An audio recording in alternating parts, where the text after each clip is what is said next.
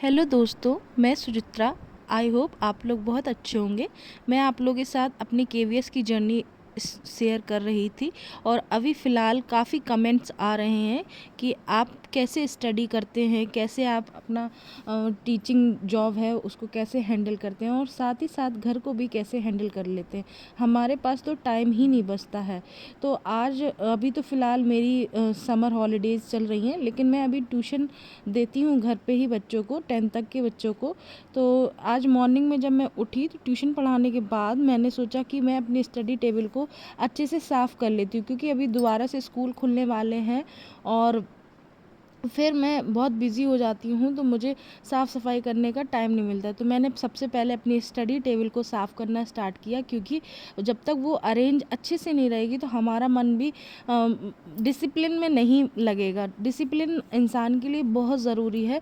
Table को बिल्कुल organise रखना चाहिए, जहाँ पर हम बैठ के पढ़ते हैं उसको बिल्कुल साफ़ सुथरा नीट एंड क्लीन रखना चाहिए। तो मेरी टेबल थी जो वो क्लीन हो गई। कुछ एक्स्ट्रा पेपर्स थे तो मैं उनको अलग कर रही थी, देखकर कि कोई काम का कागज़ तो नहीं उसमें जा रहा है, और वो मैं चेक करके हटा रही थी।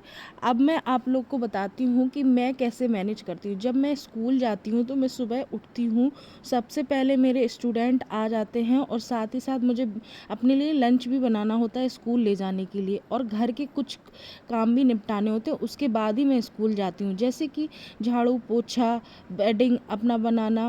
मेरी जॉइंट फैमिली है, 2 फ्लोर है हमारे पास।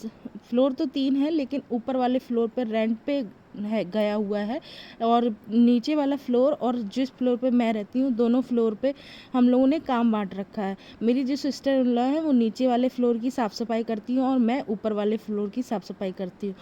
ये तो हुई साफ़ सफाई की बात। अब मैं खाना कैसे मैनेज करती हूँ। लंच वो प्रिपेयर करती हैं और डिनर मैं प्रिपेयर करती हूँ। दोनों लोग अपना अपना समय से काम करते हैं तो कोई प्रॉब्लम भी नहीं होती है।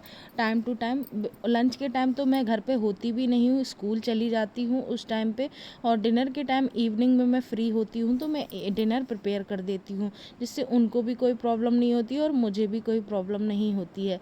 और रही बात सुबह ब्रेकफास्ट की, तो मैं अपना ब्रेकफास्ट खुद प्रिपेयर करती हूँ और अपना ब्रेकफास्ट लेके मैं खुद ही जाती हूँ, और वो अपने बच्चों का ब्रेकफास्ट बना देती हैं। और वो थोड़ा लेट जाते हैं और मैं थोड़ा जल्दी चली जाती हूँ, क्योंकि टीचर्स को जल्दी पहुँचना पड़ता है। और सुबह मैं ये सब काम करने के साथ साथ मैं एक बैच ट्यूशन का भी देती हूँ। बड़े क्लास के बच्चे आते हैं, उनको 1 घंटे में ट्यूशन भी देती हूँ। इतना सब कुछ करने के बाद नहाना धोना कपड़े वगैरह सब कुछ मैं करके जाती हूँ। जब मैं लौट कर आती हूँ स्कूल से तो अपना थोड़ी देर रेस्ट करती हूँ, लंच करती हूँ, और जो बचा हुआ टाइम होता है मैं उसको यूटिलाइज़ करती हूँ और उसको मैं अपनी प्रिपरेशन में लगा देती हूँ, क्योंकि उस टाइम में को आप यूटिलाइज़ भी कर सकते हैं, आप वेस्ट भी कर सकते हैं, मोबाइल चला सकते हैं। आपके ऊपर डिपेंड करता है आप समय को कैसे यूज़ कर सकते हैं।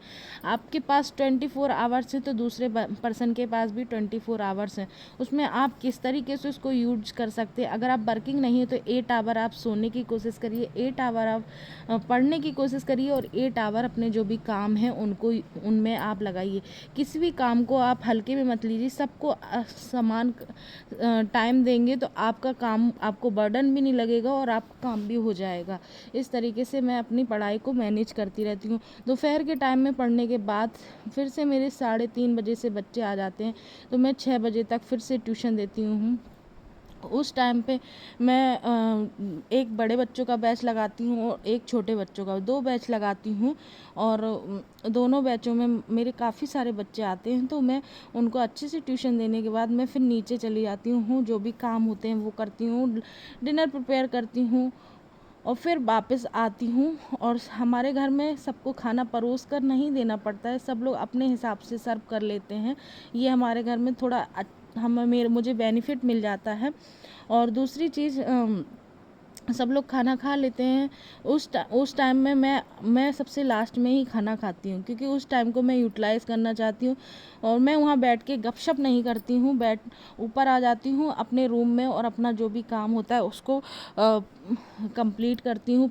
पेंडिंग वर्क होते हैं, स्कूल वगैरह के भी कुछ कुछ काम रहते हैं, वो भी कर लेती हूँ। और फिर उसके बाद मैं जाती हूँ डिनर करने के बाद फिर मेरे पास अगर टाइम बचता है तो मैं पढ़ाई कर लेती हूँ, और पढ़ाई करने के बाद फिर मैं सो जाती हूँ। ये मेरा दिन भर का शेड्यूल रहता है जब मैं वर्किंग होती हूँ। इसी तरीके से मैं लगभग 4 से 5 घंटे पढ़ाई कर लेती हूँ, दिन में 3 घंटे और शाम में 2 घंटे। तो मेरा ये टाइम यूटिलाइज हो जाता है और मुझे सेटिस्फेक्शन भी मिलता है जब मैं अपने बिस्तर पे सोने जाती हूँ।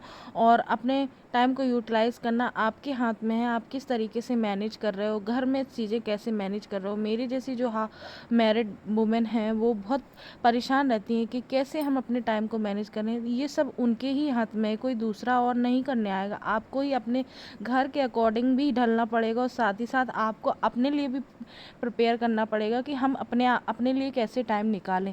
ये बहुत ज़रूरी है कि आप खुद अपने लिए टाइम निकालें, साथ ही साथ फैमिली को भी टाइम देंगी तो आपको प्रॉब्लम नहीं होगी। अगर फैमिली से आप कटी कटी रहेंगे और उनको प्रॉब्लम क्रिएट होगी कि टाइम से खाना नहीं मिल रहा है, टाइम से ये नहीं हो रहा है, वो नहीं हो रहा है, चिड़चिड़ करेंगे, तो उससे कुछ भी नहीं होने वाला है। उससे आपका भी मूड ख़राब होगा और फैमिली का भी, और साथ ही साथ आप अपने टाइम को यूज़फुल नहीं बना पाएंगी। तो इस तरीके से मैं स्टडी करती हूँ। और मैं, हाँ, हालांकि मेरी अभी जॉब नहीं लगी है गवर्नमेंट।